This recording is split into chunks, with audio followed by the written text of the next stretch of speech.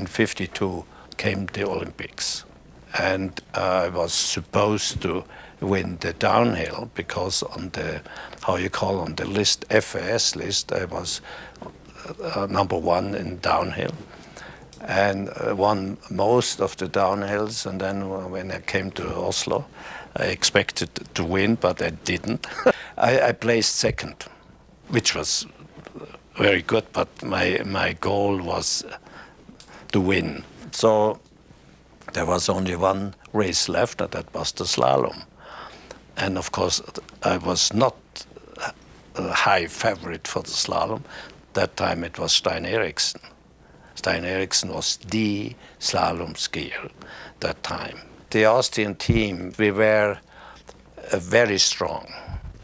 And we knew that if one of us has two very good runs, and if we have a little luck, we could beat Stein Eriksen, the local hero. He was leading in the first run, and there was a big crowd. I think there were about 60,000 people there. And the King of Norway was watching, and his family, and everybody was expecting Stein to win. So in the second run, I think he was kind of, nervous, tense, and we Austrians were attacking. In the first run, we had two Austrians fell. Tony Spies, Christian Braft, out. So we were only two left.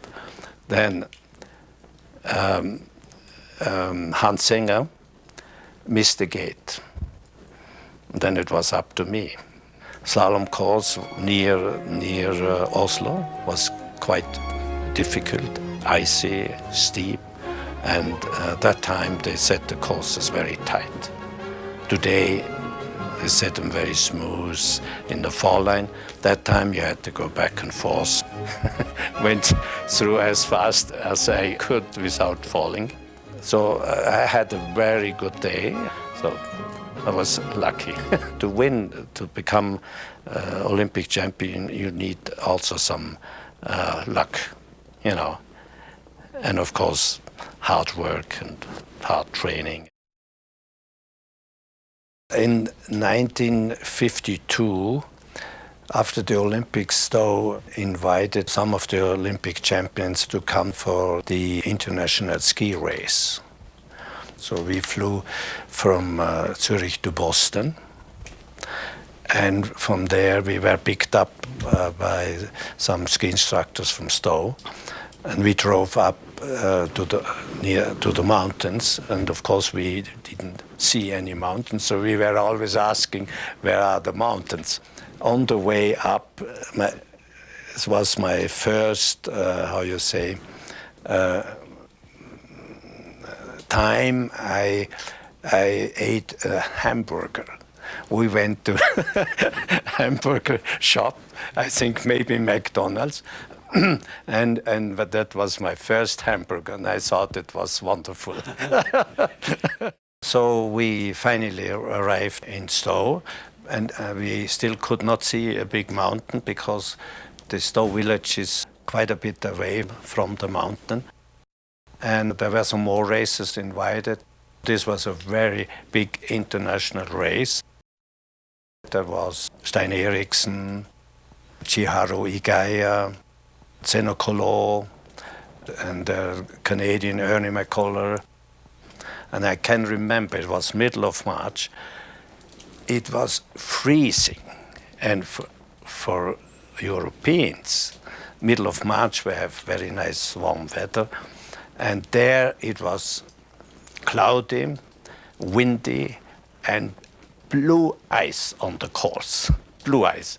And the national was the slalom course, and the nosedive, they call it the nosedive, was the downhill course. So we raced the downhill. There were so-called 7 turns at the beginning, and then all ice, sheer ice. And a big surprise, this Canadian guy, Ernie McCullough, beat all the champions. Sepp Bruch thought, well, Othmar, Schneider racing and Zeno Kolo, there's no way they will win the race. But anyhow, the downhill we lost, the Europeans, and then the slalom.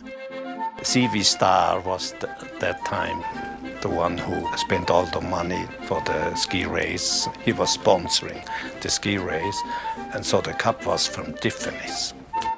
Of course, I did not know what Tiffany's is. They had to explain me later on. Sepp wanted to have the Austrian ski technique also in Stowe. And that was our job, Hans Singer's and mine, to teach and train all the instructors. But then in between, the Othmar ski team came up, they skied with me, slalom and downhill and GS. And some Canadians came to ski. So I was a racing instructor and ski instructor.